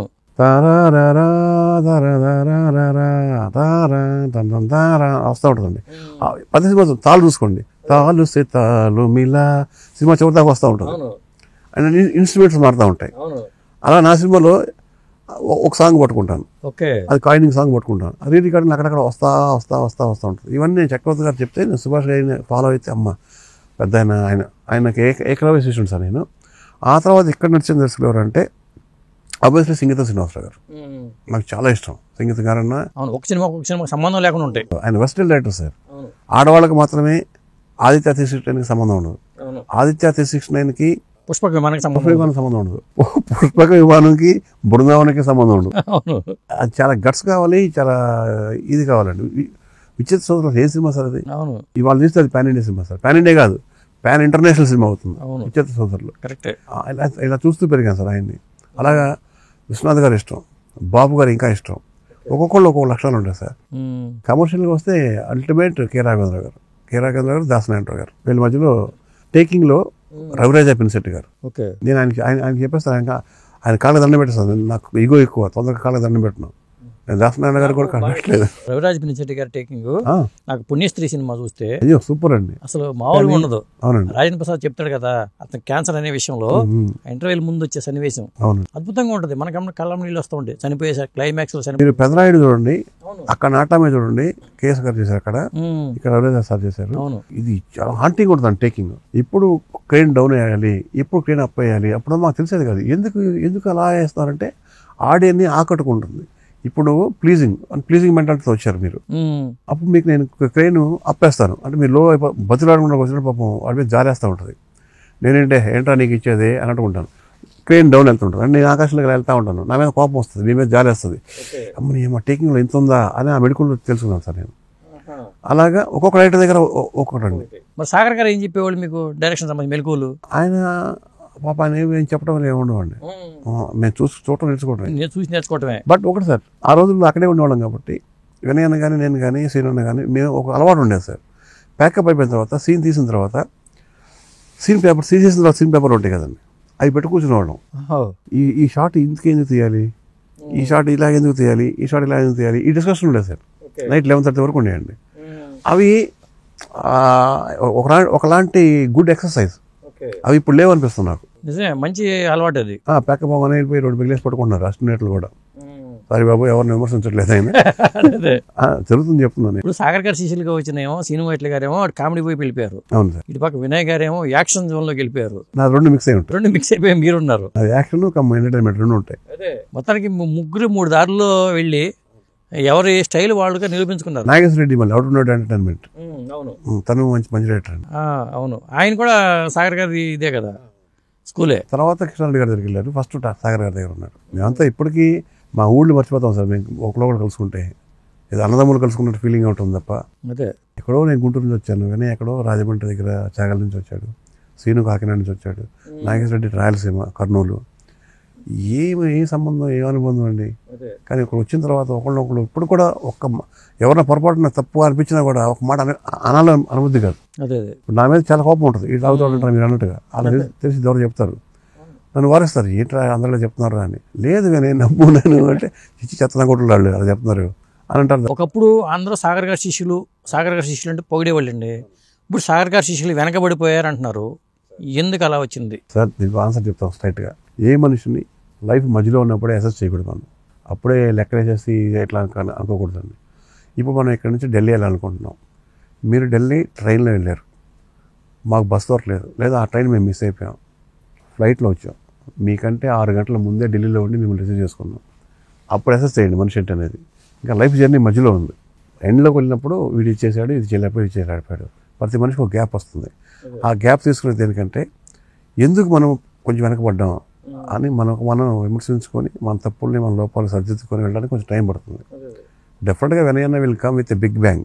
డెఫినెట్గా సీన్ ఆల్రెడీ బిగ్ బ్యాంగ్తో రాబోతున్నాడు. నేను ధైర్యంగా చెప్తాను, నా తిరగబాటు స్వామి నాకు మరో యజ్ఞం. చిన్న హీరోతో చూడండి, ఈ సినిమాతో రాజ్ తరుణ్ ఫెట్ మారిపోద్ది. టైటిల్ కూడా కొత్తగా ఉంది. ఏం చెప్పారు దాంట్లో? రివోల్ట్ అండి. పొరపాటున ఇచ్చిన మాటను తప్పాల్సిన పరిస్థితి వచ్చినప్పుడు తిరగబట్టమే, రివోల్ట్ అవటమే, ఆ మాట నిలబెట్టుకోవడం కోసం. అలా ఇక్కడ ఒక బంధం, ఒక భార్యాభర్తల బంధం అంటే ఏంటండి, మనం ప్రామిస్ చేస్తాం, అర్ధేచ్ఛ ధర్మేచ్ఛ కామేచ్ఛ మోక్షేచ్ఛ నాతిచరామి, నిన్ను 100 ఏళ్ళు జీవితాంతం నా కంట్లో చూపునంత వరకు ఒంట్లో ఓపుకున్నంత వరకు నీ చేయి వదలను అని ఒక భర్త భార్యకి చేసే ప్రామిస్, వాగ్దానం, పవిత్రమైన వాగ్దానం. ఆ వాగ్దానం నిలబెట్టుకోలేకపోతున్నాను ఏంటి అన్నప్పుడు ఒక సౌమ్యుడు కూడా ఆ బంధానికి విలువిచ్చి ఆ వాగ్దానం నిలబెట్టుకోవడం కోసం తిరగబడతాడు sir. That is the basic story. కానీ ఆ సినిమాకి ఇప్పుడు ఏదైనా సరే మీరు కథ బాగుంది, అంతా బాగుంది, కానీ ఒక హీరో ఇమేజ్ కూడా ఉండాలి కాబట్టి అది ఎంతవరకు హెల్ప్ అవుతుంది అనుకున్నారు? రాజ్ తరుణ్ ఎందుకు అనుకున్నారు? దీని తర్వాత ఇమేజ్ వస్తుంది సార్ ఈ సినిమా తర్వాత.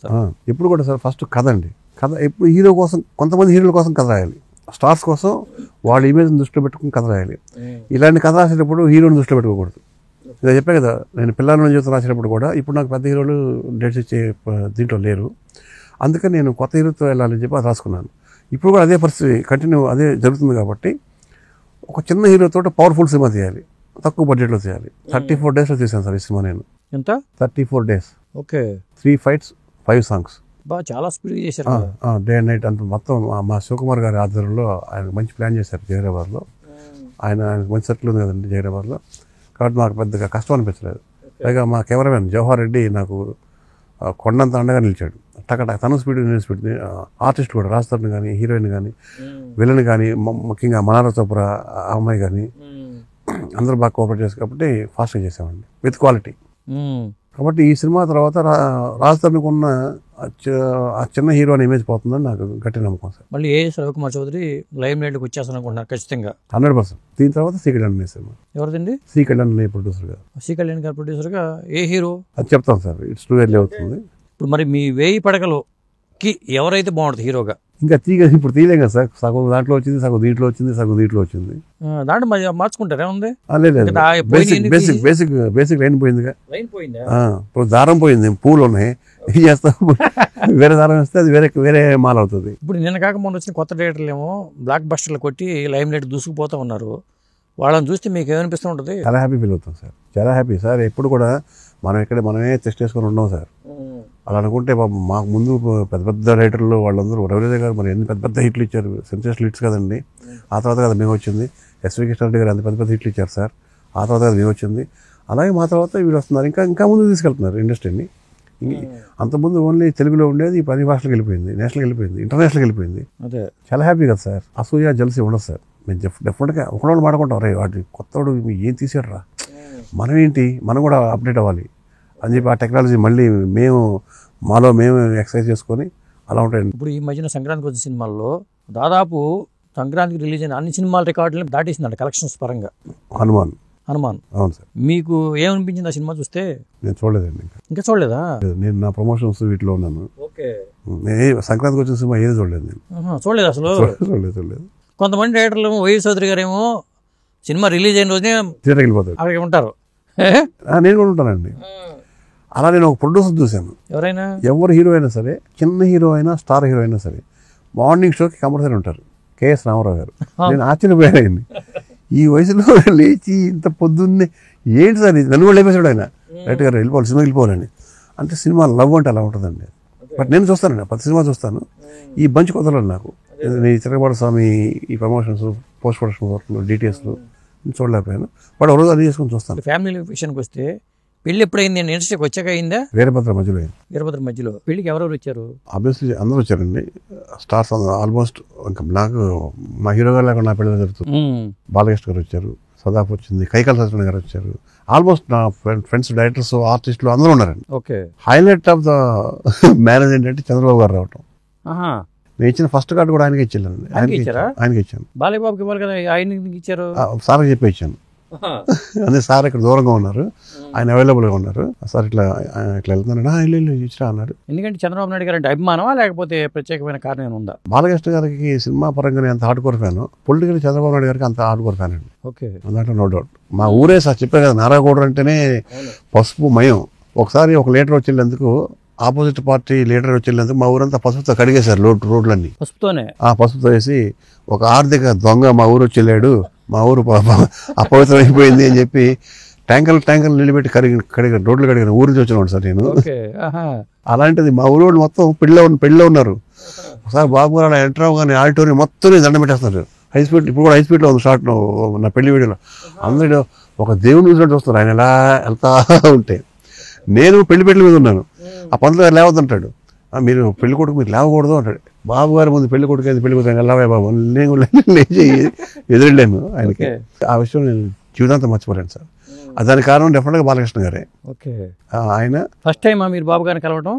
ఫస్ట్ టైం అండి. అదే పెళ్లి శుభలేఖ ఇవ్వటం అంతే. ఒక మాట అన్నాను, సార్ ఫస్ట్ శుభలేఖ అండి, వేస్ట్ కాకూడదు సార్. నవ్వారు, రాసుకో అన్నారు. అతను నోట్ చేసుకున్నాడు. తర్వాత నాకు బాగా గట్టి నమ్మకం కూడా వచ్చింది అంటే, పెళ్లి జరుగుతూ ఉంది, మధ్యలో ఉన్నాను, డాగ్ స్క్వాడ్ వచ్చింది, బ్లాక్ కామెంట్ వాళ్ళందరూ వచ్చేస్తున్నారు. నాకు ఫోన్ చేశారు, చీఫ్ సెక్రటరీ ఆఫీసర్, సార్ బాబు గారు బయలుదేరారండి, మీకు ఇన్ఫార్మ్ చేయాలి కదా అన్నారు. నేను పెళ్లిలో ఉన్నాను. అప్పుడు ముఖ్యమంత్రి హోదాలో ఉన్నారు ఆయన? లేదండి, అపోజిషన్. అప్పుడు రాజశేఖర రెడ్డి గారు ఉన్నారు. ఆ పెళ్లికి రాజశేఖర రెడ్డి గారు బామూర్తి కూడా ఉన్నాడు, రఘునాథ్ రెడ్డి గారు ఉన్నాడు, బాబు గారు పక్క ప్లేస్లో ఉంటాడు, కూర్చొని ఉంటాడు ఆయన. ఓకే. ఆయన ఎందుకు వచ్చారు అసలు మామూలుగా మీకు ఎట్లా? ఇప్పుడు ఆయన నాకు ప్రొడ్యూసర్ అండి. నెక్స్ట్ సినిమాకి ఆయనతో నేను చేయాలి, ఒక సినిమా చేయాలి. వాళ్ళకి అడ్వాన్స్ కూడా తీసుకున్నాను. అంటే కొంచెం ఫ్రెండ్లీగా ఉండేవాడిని వాళ్ళతో కూడా. అప్పుడు సార్ పొలిటికల్ వేరు, ఫ్రెండ్షిప్ వేరు చెప్పారు కదండి. బట్ బాబు గారు రావటం, అసలు మా ఊరోళ్ళు ఊరు వెళ్ళి ఊరు చెప్పుకున్నారు, బాబు చంద్రబాబు గారు చూసాం మేము, చంద్రబాబు గారు మన రవి పెళ్ళికి వచ్చాడు అని. అంతా ఆల్మోస్ట్ అక్కడంతా టీడీపీ మయం అండి. అందరూ పెళ్ళికి మేము మిస్ అయిపోయా, ఇంకా వాళ్ళ పెళ్ళికి మిస్ అయితే నేను మొత్తం నేను గందరగోళం, ఆస్తులు రూపాయి కూడా ఉండదు. అంటే అన్ని వేల మంది వచ్చేవాళ్ళు. లేదు వాళ్ళు ఊరికే పిలిస్తే వాళ్ళే వచ్చేవాళ్ళు. వాళ్ళు ఎంత ముందోళ్ళు అంటే హైదరాబాద్ ఇక్కడ ఉంది, మన రాఘనారాయణ రెడ్డి వాళ్ళ ఉంది పెళ్ళి అండి. సరే వచ్చేయండి అంటే ట్రాక్టర్ గుంటూరు నుంచి ట్రాక్టర్తో కూడా వచ్చేవాళ్ళు కూడా ఉన్నారు. వచ్చిన అవసరం వాళ్ళు ఎవరు లెక్క.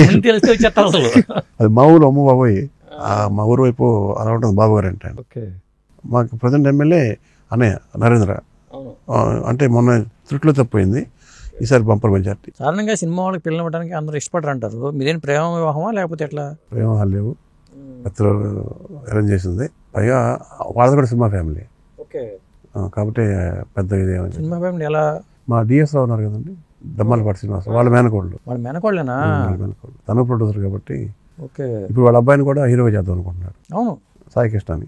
చాలా బాగున్నాడు ఆ కుర్రాడు. నేనే చేద్దాం అనుకున్నాను, నేను చేయొచ్చు కూడా. వాళ్ళు కూడా జక్కాలలో ఉంటారు కదా. జక్కలు ఇప్పుడు అందరూ పక్కనే ఉంటారండి. అదే కాబట్టి సినిమా ఫ్యామిలీ కాబట్టి అభ్యర్థం ఏంటి. మీకు ఎంతమంది పిల్లలు? నాకు ఒక పాప అండి. పాప. ఓకే. పాప ఏం చేస్తున్నారు? ఇప్పుడు ఫస్ట్ ఇయర్ బీటెక్ వెళ్తుందండి, ఋగ్వేద చౌదరి. బా, అదేంటి పేరు వెనకాల ఏమైనా కథ ఉందా? ఉందండి. పాప పుట్టక ముందు పేరు పెట్టేశాను. ఎవరికి పెట్టరట్లా? పెట్టరు. పుట్టేది పాప అని తెలిసింది. ఆలోచించలేదు, కొడుకు పేరు సమలింగం అని అంటారు, పుట్టేది పాప అని తెలిసింది. కూతురి పేరు ఋగ్వేద. ఇప్పుడు పేరు పెట్టాలి. మా నాన్న పేరు సీతారామయ్య, ఏఎస్ఆర్. నా పేరు ఏఎస్ రవికుమార్ చౌదరి, ఏఎస్ఆర్. మా తమ్ముడి పేరు శ్రీధర్రావు, ఏఎస్ఆర్ రావాలి అని చూస్తూ ఉంటే బుక్స్ చదువుతా ఉన్నాను బాగా. ఋగ్వేద అని వచ్చింది చోట. వేదాల్లో ఆది వేదం ఋగ్వేద. ఋగ్వేదకి అర్థం ఏంటంటే తెలుసు కదా మీకు. ఋషులు రాసిన మొట్టమొదటి వేదం ఋగ్వేదం. రు అంటే మనుషుల్లో అంటే దార్శనికత, విజిబిలిటీ ఉన్నవాళ్ళు. వాళ్ళు ఊహించి రాసింది ఋషులు రాసిన వేదం ఋగ్వేదం. ఆ పేరు పెట్టాను సార్ నేను. ఇది ఫస్ట్ ఎవరు చెప్పారంటే తనికెళ్ళ బర్ణయ్య గారు చెప్పారు. అమ్మాయి పుడుతుందని గ్యారెంటీ లేదుగా. అప్పుడు చెప్పేశారు. అమ్మాయి పుడుతుందని. మన ఊరుకోరు కదా, మనం స్కానింగ్ వద్దన్నా కూడా వీళ్ళు ఊరుకోరు కదా. సరే అని అప్పుడు ఋగ్వేద, మరి ఏఎస్ఆర్, మరి ఋగ్వేద చౌదరి. అదే మళ్ళీ కమ్యూనిస్ట్ అంటారు, మళ్ళీ క్యాస్ట్ ఫీలింగ్ ఏంటి అంటారు కదండి. కమ్మోడు కమ్యూనిస్ట్లో ఉండకూడదా? అదే అందుకని ఏఎస్ ఋగ్వేద చౌదరి అని పెట్టాను. చౌదరి అనేది వదలట్లేదు పక్కన. ఇంకా ట్యాగ్ సార్. ఇప్పుడు మనకి కస్తూరి రంగరాజన్, శివ రంగరాజన్ ఎలా వస్తుందో అలాగే ఇది కంటిన్యూ అవుతుంది. పాప వెనకాల కూడా, పేరు వెనకాల కూడా ఇంత కథ ఉందన్నమాట. అవును సార్. కానీ మీరు ఏదో సోషియో ఫాంటసీ సబ్జెక్టులు బాగా వెళ్తున్నాయి కాబట్టి మీరు ఇప్పుడు వేదాల గురించి ప్రస్తావన కూడా వచ్చింది. ఈ టైప్ సబ్జెక్ట్, ఒక పెద్ద స్పాన్ ఉన్న సబ్జెక్ట్ ఎంచుకుని ఒక పెద్ద సినిమా చేయొచ్చు కదా. ఒక కథ చేశాను, రెడీగా ఉంది. దానికి మంచి ప్రొడ్యూసర్ దిల్ రాజు గారికి ఒకసారి చెప్పాను, బాబు ఇంత స్పాన్ ఉంది ఏంటి అన్నారు. A fight between humans and gods. ఇన్ని కోట్ల మందికి వాళ్ళు 300 కోట్ల మంది అంటాం కదా, మనం దగ్గర 300 కోట్లు ఉన్నాం కదా. ఒకసారి ఫైట్ పెడితే ఎలా ఉంటుంది. వాళ్ళకి పవర్స్ ఉన్నాయి, వాళ్ళు ఇచ్చిన పవర్స్తో పుట్టినాడు వీళ్ళు. ఈ వాళ్ళ పవర్స్ని వాళ్ళు ఇచ్చిన పవర్స్ని వీళ్ళు ఉపయోగించి వాళ్ళ మీద పోటీ పడితే ఎలా ఉంటుంది. రోబో తయారు చేసి రోబో మీద ఫైట్ అయినట్టు కదా. కథ కూడా రాసుకున్నాను. అది సోషల్ ఫ్యాంటసీ. ఎవరైనా పెద్ద హీరో దొరికితే మంచిగా చేద్దామని దీంట్లో ఉన్నారు మొత్తానికి. తర్వాత దర్శకుడికి అందరు హీరోలతో చేయాలని ఉంటుంది. చిరంజీవి గారు చేయాలని ఆపరేషన్ ఉంటుంది, పవన్ కళ్యాణ్ గారు చేయాలని ఉంటుంది, బాలయ్యబాబుతో చేశాను బట్ మళ్ళీ హిట్ కొట్టాలని ఉంటుంది, అందరితో చేయాలని ఉంటుంది. మంచి విజన్ ఉంది. అది మీతో మాట్లాడుతుంటే నాకు మీలో చాలా కోణాలు కనిపిస్తున్నాయి. ఎందుకంటే మామూలుగా చూస్తే రవికుమార్ చౌదరి గారు ఇదే అనుకుంటాం. అదే సార్ నేను చెప్పే కదా సార్, కానీ commit to me will know about me. దూరంగా ఉండి అనుకునేది వేరు, దగ్గరగా ఉండేది వేరు కదా సార్. ఇంత చదువుకున్నాను సార్. డైలీ నేను 6 కిలోమీటర్స్ క్రాస్ కంట్రీ చేసేవాడిని ఎన్సీసీలో గెలవడం కోసం. అంటే రెబోలిటీకి ఆర్డీ కార్డు నుంచి తెలుసు కదండి, ఢిల్లీలో. దానికోసం అది ఫస్ట్ బెస్ట్ క్యాడెట్ అవ్వాలి. దానికోసం డైలీ 6 కిలోమీటర్లు పరిగెట్టాలండి. మా నారాకోట విలేజ్ తెలుసు, అప్పుడు బాగా విలేజ్. మా బావ వెలగా జగన్ అనేవాడు బజాజ్ చేత స్కూటర్ వేసుకుని వెళ్తుంటే ఆ స్కూటర్ వెనక పరిగెట్టేవాడు నేను డైలీ. అంటే ఇంకా టైం తగ్గించుకోవడం కోసం. అలా అని చెప్పి బాగా పరిగెట్టాలంటే గాడి నెత్తురు తాగాలంట అని చెప్పేవారు. మా చాకలోడు చెప్తే తెచ్చేవాడు 2 రోజులు. అంటే ఒక చిన్న టీ గ్లాస్ అంతా తాగినట్టుగా పరిగెట్టమే. ఎప్పుడు నేను ఫెయిల్ అవ్వాలి రన్నింగ్లో, ఎప్పుడు ఫెయిల్ అవ్వలేదండి. 2 hours జిమ్ చేసేవాడిని. మిస్టర్ కాలేజ్ 3rd place నేను. అంటే కొంచెం వయసు అవుతుంది కదండి, బాడీ అంతకుముందు నన్ను వేరే బాధ కూడా చూస్తే మీరు గుర్తుపట్టలేదు ఇప్పుడు కూడా. అప్రోచ్ వేరే ఉంటుంది. కొన్ని సినిమాలో కూడా తళుకుని మెరిచారు కదా మీరు. అప్రోచ్ వేరే ఉంటుందండి. అవి చేసి ఆర్మీ అటాచ్మెంట్ క్యాంప్కి వెళ్ళాలి. అంటే ఆర్మీ అటాచ్మెంట్ వాళ్ళతో కనుక అటాచ్ అయ్యి క్యాంప్ చేస్తే మనకు సర్టిఫికెట్ కొంచెం వాల్యూ అవుతుంది. అంటే వాళ్ళతో పాటు ప్రాక్టీస్ చేయాలి. ఇక్కడ సికింద్రాబాద్ పరేడ్ గ్రౌండ్స్లో నైట్ అంతా వాళ్ళు ఎలా ఉంటారు సార్, వాళ్ళు ఆర్మీ అండి, మనం అంటారు క్యాడెట్ కోర్స్ అది. వాళ్ళతో పాటు అబ్డోమిన్స్ ఈజీ, ఆబ్స్టికల్స్ రోజ్ తోటి మన పారాసైలింగ్ కానీ చేశానండి నేను. ఓకే. దానికోసం స్విమ్మింగ్ నేర్చుకున్నాను. స్విమ్మింగ్ ఇప్పుడు మా పాపకు వచ్చింది, స్విమ్మింగ్లో మంచి చాలా బాగా చేస్తుంది పాప. ఓకే. ఆ తర్వాత కొన్నాళ్ళు కటాసులు నేర్చుకున్నాను. 24 కటాసు, 16 కటాసు అని అన్నింటిలో ఉండేవాడిని. అంటే ఆ దేహదారుఢ్యం కోసం. అట్ సేమ్ టైం చదువు నెగ్లెక్ట్ చేయలేదు. ఆల్మోస్ట్ నేను 90% లైబ్రరీలో గడిపేవాడిని. మరి ఇండస్ట్రీకి వచ్చి దాదాపు 30 ఏళ్ళు అవుతుంది కదా, 30 ఏళ్ళలో తెర మీద కనిపించాలి హీరో అవ్వాలని ఆలోచన రాలేదా? రాలేదు సార్. ఇప్పుడు ఎప్పుడు కూడా ఐ వాంట్ బి కెప్టెన్ అండి. ఎందుకని హీరో అవ్వాలని ఆలోచన ఎందుకు రాలేదు? మీకు ఏం చేశారు కదా సార్, ఒక హీరో యాక్ట్ చేస్తున్నాడు సార్, నేను చేయించుకుంటాను కదా, ఆ క్యారెక్టర్లో ఆయన నన్ను చూసుకుంటాను, ఆ సాటిస్ఫాక్షన్ ఎంత బాగుంటుంది కదండి సార్. హీరో అవ్వాలంటే ఒక ముక్కు, ముఖం, ఒక కలరు, ఒక అందం, ఒక అభినయం చాలా కావాలండి. అట్లా లేని హీరోలు కూడా ఉన్నారు కదండి. ఉన్నారండి, కాదంటలేదు. బట్ అది అదృష్టం కూడా కలిసి రావాలి సార్. బట్ నాకు ఎందుకో ఫస్ట్ నుంచి సార్ నాకు అంత గొడవ ఉంటే నా సినిమాలో ఏదో క్యారెక్టర్ చేసుకునేవాడిని కదా, ఊరికి అక్కడ చిన్న ఒక షాట్లో మాత్రం చేస్తుంటాను, అది సరదాగా. జగడంలో మాత్రం చేశాను. జగడంలో లడ్డాలో క్యారెక్టర్ చేశాను, అది సుక్కు కోసం చేశాను. ఓకే. బ్రోకర్ చేశాను, అది మధ్యాహ్న రమేష్ అన్నయ్య నాకు బాగా ఫ్రెండ్. అన్నయ్య ఇద్దరు అన్నయ్య అనుకుంటాం. ఆయన అడిగాడు కాబట్టి బ్రోకర్ చేశాను. మళ్ళీ బాలయ్య బాబుతో చేసే ఆలోచన కానీ మళ్ళీ కథ చెప్పే ఆలోచన కానీ ఏమైనా ఉన్నాయా? 1000% ఉన్నాయి. 1000% చేస్తాను, చేసి తీరుతాను. కథ నాకు బాగా నచ్చి నేను కాన్ఫిడెంట్గా ఉన్నప్పుడు సార్ దగ్గరికి వెళ్తాను, సార్ టైం తీసుకుంటాను, ఆయన కథ చెప్తాను, ఆయన కూడా డెఫినెట్గా నచ్చే విధంగా చేస్తాను. ఇవి ఆల్రెడీ ఆయన చెప్పినారు కదా, మంచి కథ అని ఎప్పుడైనా రెడీ అన్నారు. ఓకే. డెఫినెట్గా అది నాకు గోల్ కూడా, డెఫినెట్ చేస్తాను. నా అభిమాన హీరో, నా హార్డ్ కోర్ ఫ్యాన్ హీరోకి నేను హిట్ ఇవ్వకుండా డైరెక్ట్ నేను. అదే బాలయ్య బాబుకి ఇమేజ్ ఈ 3 సంవత్సరాలు 2 ఏళ్లలో అమాంత పెరిగింది. అదే కారణం ఏమై ఉంటుంది? ఆయన డెడికేషన్ అండి. ఆయన ఎంచుకున్న క్యారెక్టరైజేషన్స్. ఆయన ఈ ఏజ్లో లవ్ గివ్ అలా వెళ్ళకుండా, కామెడీ లిమిట్లు చేయకుండా ఆయన కొన్ని ఇమేజ్ ఫస్ట్ నుంచి మనం చూసుకోండి. ఎమోషనల్ క్యారెక్టర్ చేయాలంటే బాలకృష్ణ గారు. అవును. ఇప్పుడు కరెక్ట్గా 99% అలాంటి క్యారెక్టర్స్ తీసుకున్నారు ఆయన. ఒక డిగ్నిఫైడ్, ఒక ఫెరషియస్, ఆడియన్స్ విజిల్ కొడుతున్నారు. ఏమంటే ఐటీ జాబ్ చేసే ఎంప్లాయీస్, కంప్యూటర్ చదువుకునే పిల్లలు థియేటర్లకు వచ్చి విజిల్ కొడతారు, జై బాలయ్య అంటున్నారు. నేను ఫస్ట్ అనుకుంటున్నాను కామెడీగా అంటున్నారా అని. కాదు, చాలా సీరియస్గా అంటున్నారు. నా సినిమాలో ఇప్పుడు మా హీరోయిన్ బాలకృష్ణ గారి ఫ్యాన్, తిరగబడ స్వామిలో బాలయ్య ఫ్యాన్, జై బాలయ్య అంటదా? జై బాలయ్య అంటది. నేను కూడా ఉంటాను జై బాలయ్య, నాతో స్టార్ట్ అవుతుంది సీన్. అక్కడ నేను జహీరాబాద్లో షూటింగ్ పెట్టాను థియేటర్ దగ్గర. అక్కడ జహీరాబాద్లో జూనియర్స్ ఉంటారు కదండి, మనకి ఒక 700-800 మంది కావాల్సి వస్తారు. అవును. సరే మొత్తం బయట వాళ్ళని పిలిచాం. జై బాలయ్య అని ఆ పెద్ద కటౌట్కి పాలు పోసి ఆ దండ వేసి డన్ డన్ డన్ డంక చక్కం డన్ డన్ డన్ డంక చక్కం కొడుతుంటే నేను షార్ట్ కట్ చెప్పాలి కదా, కట్ ఆపండి వినేవాడు అక్కడ జై బాలయ్య డన్ డన్ డన్ డంక చక్కం డన్ డన్ డన్ డంక చక్కం. గొంతు పోయింది సార్ నాకు.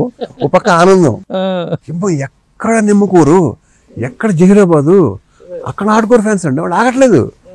నేను కాళ్ళు పట్టుకుంటే దండం పెడతాను, ఆగండ్రా అంటే ఆగట్లేదు. చివరిని వెళ్ళిపోయి ఆ కర్రలు లాకు వాళ్ళు కొట్టేవాడిని ఆపితే కానీ అప్పుడు ఆగట్లేదు. ఎందుకు ఆపిండు సార్ నువ్వు, ఎందుకు ఆపిను అంటారు. ఉండరా బాబు, కెమెరా మార్చాలి, అటు పక్కకు మార్చాలి. ఏమి ఆలోచన ఎలా వచ్చింది? అమ్మాయి బాలయ్య ఫ్యాన్గా పెట్టాలని ఆలోచన ఎలా వచ్చింది అసలు? సార్ నా దాంట్లో హీరో లేరు సార్, కథ హీరో, ఏదో ఒక అట్రాక్షన్ కావాలి. నేను హార్డ్ కోర్ బాలయ్య ఫ్యాను. నా లక్షణాలు హీరోయిన్ కనిపిస్తే ఎలా ఉంటుంది అంటే, అమ్మాయి స్ట్రైట్గా మాట్లాడుతుంది. ఏదంటే ముఖం నాలాగే అంటే బాలకృష్ణ గారి దగ్గర నేర్చుకుంది. ఏదంటే స్ట్రైట్ ఫార్వర్డ్, ఇక్కడ ఒకటి అలా ఉండవు. రాజధాని కొంచెం సోబర్గా ఉంటాడు క్యారెక్టర్. ఏదైనా గొడవ జరుగుతున్నా మనకి ఎందుకులే, పక్క వెళ్ళిపోతా ఉంటాడు. ఈ అమ్మాయిలు గొడవ జరుగుతుంది, ఏంట్రా గొడవ చేస్తాను ఏంట్రా అమ్మాయిలని అని వెళ్ళిపోయి గొడవ వెళ్తుంది. ఏంటంటే మా గురుగారు లక్షణం వచ్చింది నాకు అంటది, బాలయ్య ఫ్యాన్ అంటది. అది సరదాగా ఉంది. అంటే వీడేమో ఇలా ఉన్నాడు, ఆ అమ్మాయి ఇలా ఉంటుంది, ఆ కాంబినేషన్ బాగుంటుంది కదా అని చెప్పి వేరే హీరో ఫ్యాన్ ఎందుకు పెట్టాలి, నా హీరో ఉండగా అని నేను బాలకృష్ణ గారి ఫ్యాన్గా పెట్టానండి. ఆ థియేటర్లో నాకు తెలిసి నేను అప్లాస్ బేబస్గా ఉంటుంది. మామూలుగానే ఏ సినిమాకి వెళ్ళినా, వేరే హీరో సినిమాకి వెళ్ళినా జై బాలయ్య అంటున్నారు సార్. టీజరు చిన్న సినిమా మాది, 1 మిలియన్ వెళ్ళింది కారణం బాలయ్య ఫ్యాన్స్ అండి. దాంట్లో జై బాలయ్య అని ఉంటుంది. మళ్ళీ ఆమె ఇంటర్వ్యూలో చెప్పింది, రివీల్ చేసింది, నేను సినిమాలో బాలకృష్ణ గారి ఫ్యాను రివీల్ చేసిందండి. జహీరాబాద్ అంటే ఇప్పుడు మల్కాపురం శివకుమార్ గారికి అంతా అక్కడే ఉన్నాయి కాబట్టి అక్కడ పెట్టుకుంటారు షూటింగ్. అవునండి. రియల్ ఎస్టేట్స్ అని చాలా కంఫర్ట్ జోన్లో పెట్టారు మమ్మల్ని, ఎందుకంటే అక్కడికి వెళ్తే హ్యాపీగా చేసుకున్నాం షూటింగ్. ఆ బ్యానర్ కూడా మంచి సినిమా అవుతుందండి. Thank you.